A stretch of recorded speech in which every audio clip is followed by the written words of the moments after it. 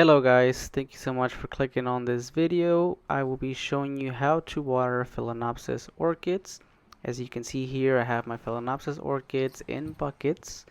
Some of them are filled with water all the way to the top, and they are soaking for a few minutes before I move on to the next orchids.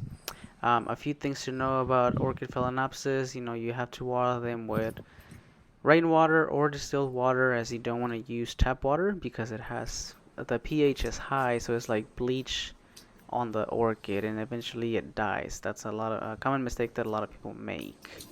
So I will be showing you how to properly water an orchid. So this orchid is dry. I watered it about a week ago, so we will be using rainwater, which I collect. I highly suggest for you guys to collect rainwater. Make sure it's allowed where you live, because there are some laws that prohibit collection of rainwater, and it's mainly because you don't want to steal from nature, so you want to make sure nature receives the rainwater that it's supposed to, especially when it doesn't rain for a long period. So in here I am going to pour a lot of water over the orchid, and what I'm doing here, I'm going to show you the water pretty much going over the crown, which is the middle section of the leaves. You do not want to do this because this eventually can harm the plant, and if you let it sit there for a while, it can eventually kill the plant. So when you are watering the orchid, you want to make sure that the water doesn't go inside the crown or it stays in there for so long. So what I'm going to be doing, I'm going to be removing the pot and then letting some of the excess water fall off so that we can be at the right level.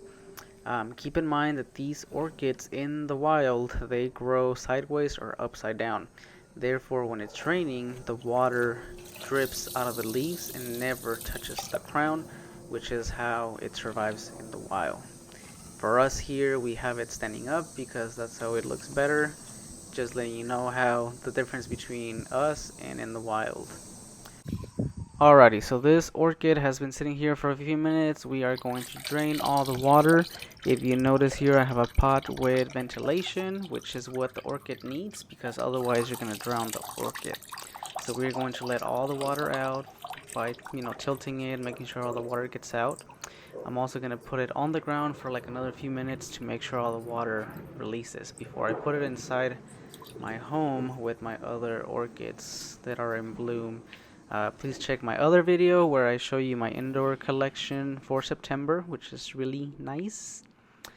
Lastly, guys, before I leave, I have a bougainvillea there that I want to make sure that it takes over the pergola.